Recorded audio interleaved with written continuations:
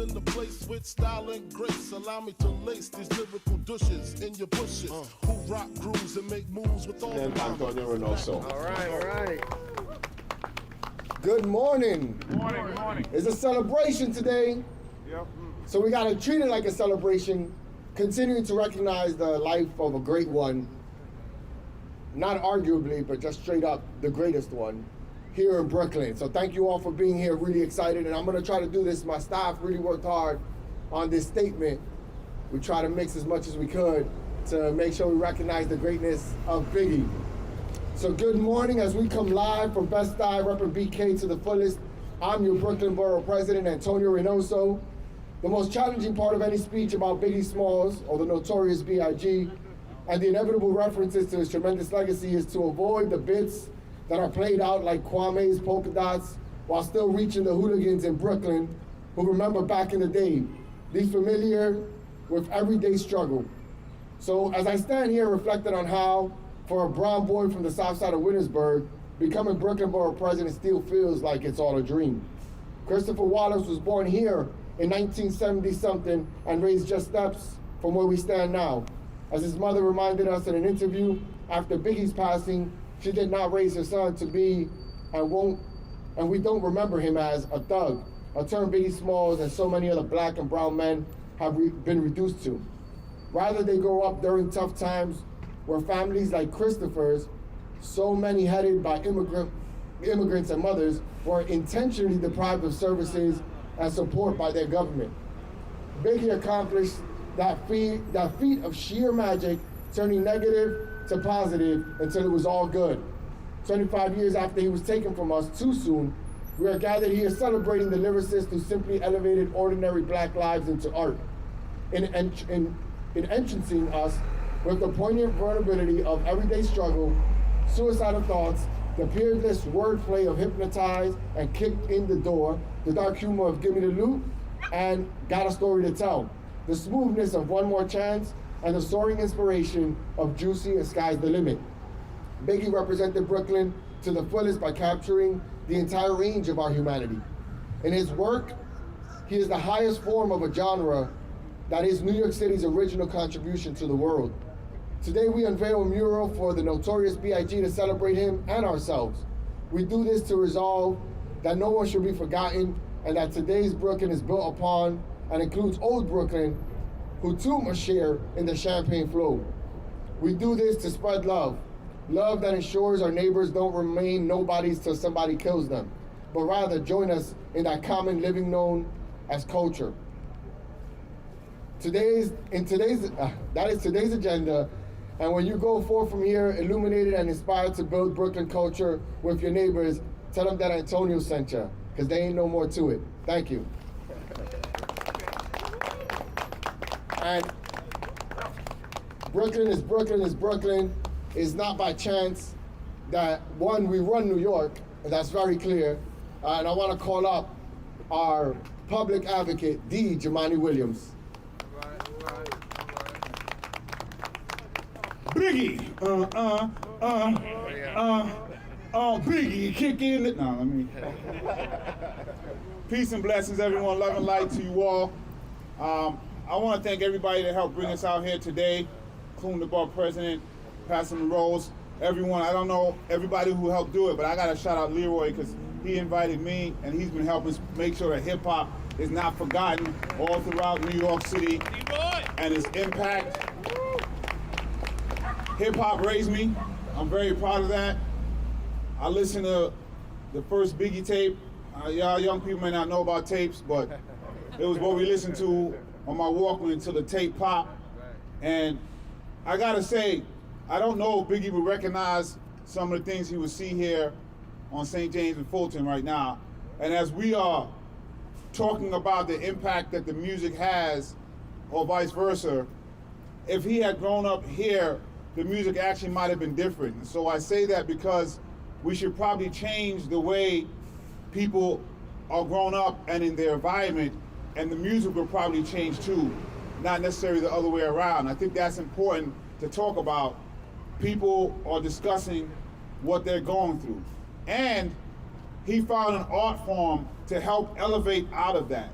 and he brought some people with him. And so it's amazing to see what art can do for a community, how art can impact people.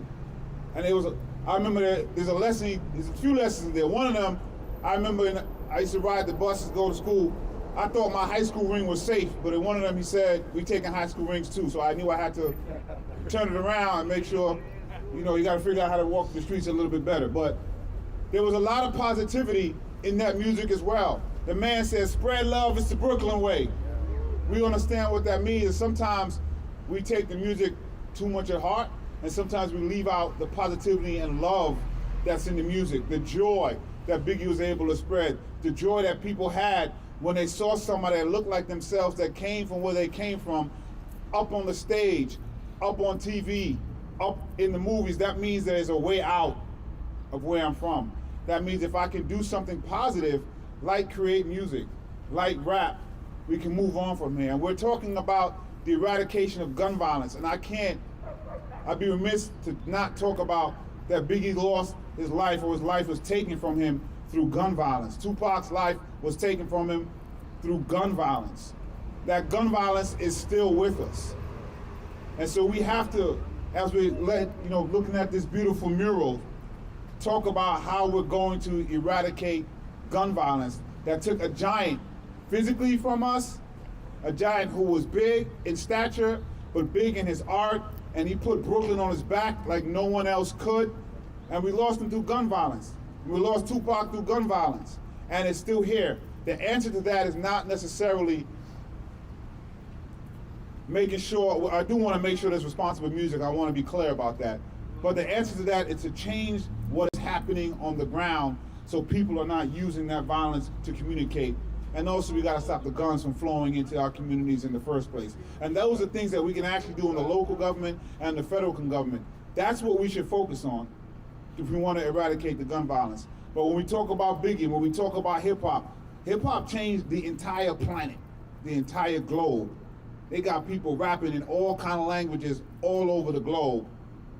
And that man was a big part of bringing that message to the entire world. So every time I'm invited to something that has to do with hip-hop, when Leroy reaches out, I want to be there because it raised me, it helped mold who I am, and helped mold a lot of us that are now trying to make sure this city moves in the direction that it's supposed to be.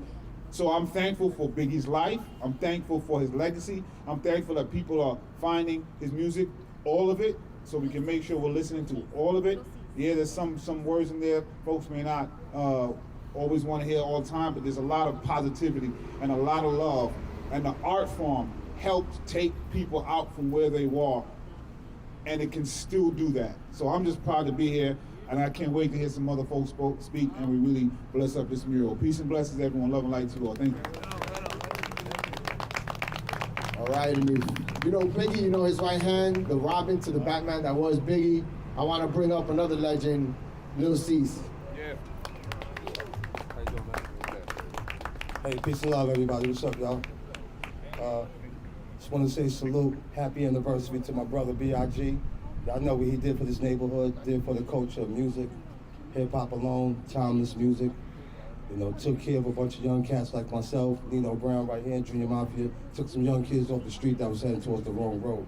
So that's the legacy right there we want to continue for my brother, and y'all see what's going on. Salute to the artists, Eli, Diego and them that put this dope mural up right here on St. James and Fulton, our birthplace. This is where we come from right here. And we're gonna honor Big for life. That's gonna be forever. It's 50 years of his birthday in May, 50 years of hip hop, but we celebrate his anniversary of his life right here on St. James and Fulton. So y'all already know how it's going down. We're gonna rep B.I.G. forever. Thank y'all, salute.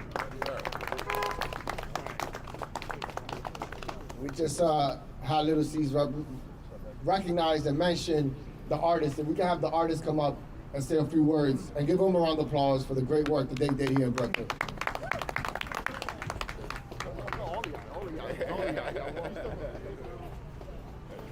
Peace and blessings, everybody. Thank you for making it out in the ring. And Biggie's that powerful that nothing ain't gonna stop us from celebrating his anniversary. My name's Eli. I'm one of the artists that is responsible for putting this mural anniversary for the big Notorious B.I.G. My partner Carlo and Benny, my team behind me. Without these guys, none of this wouldn't happen. A week ago, this gate was gray, was covered with paint from graffiti. We came, had a story to tell. You know, I want to thank Leroy for giving us that platform to be able to tell and show our art. And you know, Vlad, the owner of this facility, who gave us the blessing in order to, you know, let us showcase our work. You know, this mural means a lot. The great stories that were embedded within that sweater, as Diego put it. A lot of great stories as we were sitting as artists painting, and the community embraced us and showed us a lot of love. You know, going back to that quote, spread love is the Brooklyn way. Definitely, we felt that within the Bed-Stuy community. You know, especially all love Little C's, Nino Brown, and you know, they came and supported and showed love, man. Appreciate them brothers, you know.